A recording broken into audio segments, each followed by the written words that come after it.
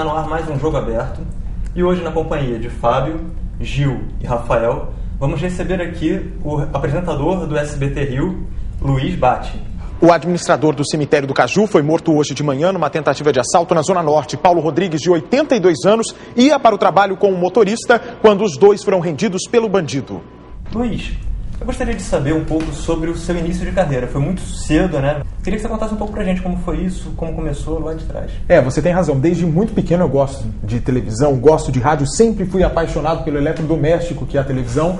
Mas com 11 anos, meu pai, que era médico ginecologista, foi dar entrevista num programa de rádio e eu acompanhei. E fiquei fascinado por aquilo lá. Comecei a frequentar várias vezes. Até que 2 meses depois dessa visita, eu cheguei para o diretor da rádio. Imagine só, um garoto de 11 anos.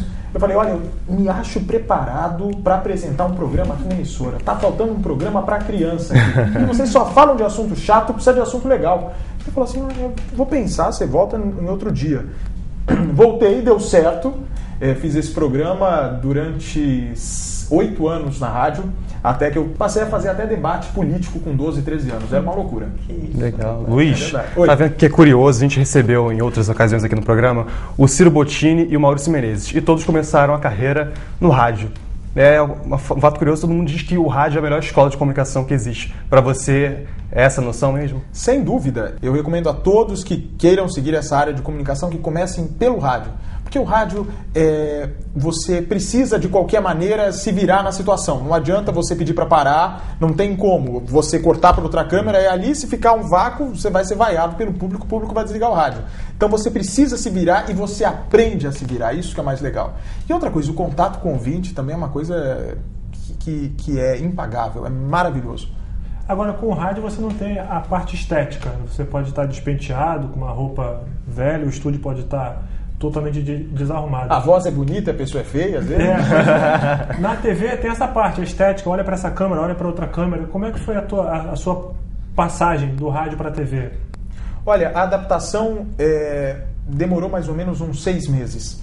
O atual diretor do Gugu, na Record, eu comecei com ele na Manchete em 1997 para 98 e comecei a aprender as coisas básicas. Se o meu umbigo estiver direcionado para essa câmera está comigo. Se eu virar para cá, essa outra câmera vai estar comigo. Então eu comecei assim a dar esses primeiros passos com uma pessoa que entende bastante da área. Então se você tem um profissional desse ao teu lado, tudo é mais fácil. Só que a linguagem do rádio para a televisão é completamente diferente. E para você adaptar isso, eu acho que é o tempo e, claro, a teoria que você aprende na faculdade também te facilita muito, mas é a prática mesmo, é o tempo de trabalho mesmo que vai te levar a isso. Luiz, você é paulista. Como você lidou para melhorar o sotaque? Você também é paulista. Eu sou paulista. Você não é paulista, você é paulista. E normalmente paulistas têm muito sotaque. Como você diminuiu isso? Aprimorou? Eu fiz 6 anos de Globo e a Globo tem um programa muito forte de fonoaudiologia para os apresentadores. O SBT também implantou há 3 anos e eu acho fundamental. Todo comunicador precisa passar por um tratamento fonoaudiólogo de acompanhamento. E foi aí que eu acabei perdendo um pouquinho desse R mais puxado, porta, por favor. Eu ainda tenho um pouquinho, mas eu já estou dando umas escorregadas no carioquês também, no sotaque carioca. Pega fácil, né? Pega, com certeza. Diz o seguinte, como é que foi a tua adaptação? Né? Você veio de Mogi das Cruzes, nisso? É a sua adaptação de entender a cultura carioca, aqui, já que você faz o jornal totalmente local. Como é que foi esse processo? Olha, na verdade, eu comecei em Mogi, mas eu já estava em São Paulo há um tempinho. E quando eu vim para o Rio de Janeiro, ficou até uma coisa mais ou menos assim, a gente discutia nos bastidores, será que o público vai me receber bem? Será que uma pessoa falando com um sotaque diferente das que estão assistindo, essas pessoas vão me receber bem? Quanto à questão da cultura e também da cidade, isso daí não tem segredo, é questão de leitura e questão de conversa e tempo. Agora, eu fiquei um pouco com receio também, mas no primeiro, segundo dia, a audiência foi meio estranha do jornal. Eu falei, meu Deus do céu, o povo vai embora, vai falar esse cara que está chegando agora. Só que no 3º dia a gente bateu o recorde do ano da audiência. Nós chegamos aqui com as notícias do SBT Rio. Uma história chocante e brutal.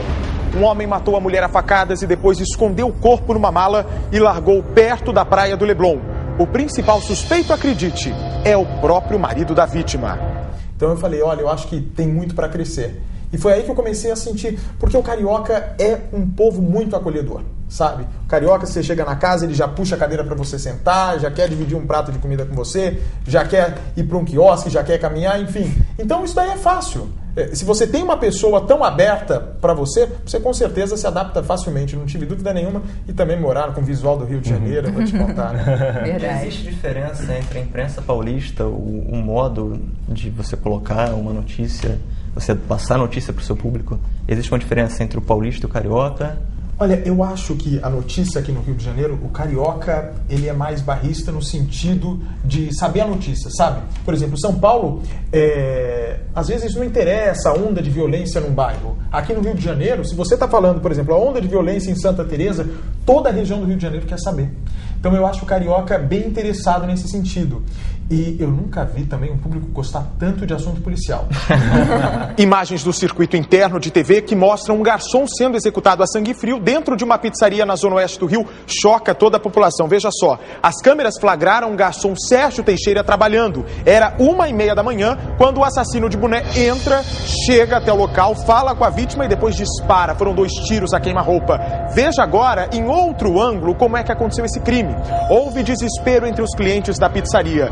O bandido foge num carro branco que estava parado na porta do restaurante. Veja só, mais uma vez, o momento do assassinato.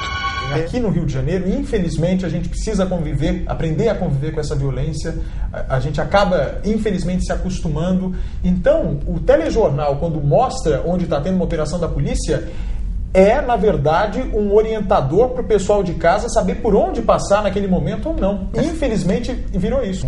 Você fez o programa Fantasia, Fiz. Que é descontraído, é mais um show, né? O que você acha que é mais fácil? Fazer o Fantasia, que é uma coisa mais aberta, ou fazer o SBT Rio? Olha, eu acredito, inclusive o Brito Júnior da Record também é meu parceiro nessa campanha.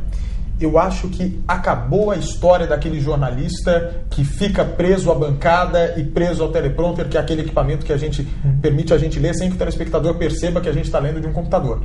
Mas eu acho que cada vez mais o jornalista tem que ter um pouquinho de show, claro que sempre mantendo a credibilidade dele, mas para contar de uma maneira mais fácil para o telespectador, para ele entender melhor a história, entendeu? Olha, o fim de semana foi de muita emoção para Hebe Camargo. A apresentadora coroou a imagem de Nossa Senhora de Fátima em agradecimento pela cura de um câncer. Olha, Hebe aqui no Rio, que bom, Hebe, que você esteve aqui ao lado dos cariocas que tanto te adoram, que tanto te amam. Ela era convidada de honra do evento da Catedral Metropolitana do Rio. Ela não conseguiu segurar as lágrimas ao ver a imagem bem de pertinho. Hebe Camargo, a apresentadora mais querida do Brasil, agradeceu pela cura do câncer descoberto no começo do ano. Eu tenho certeza que um jornalista numa bancada duro ali parado, a pessoa não entende. Se você pergunta no dia seguinte o que é que esse jornal que você assistiu falou, a pessoa não lembra. Agora, se você explica, se você é mais didático, fica mais gostoso, e ainda mais dependendo do horário que você apresenta, né?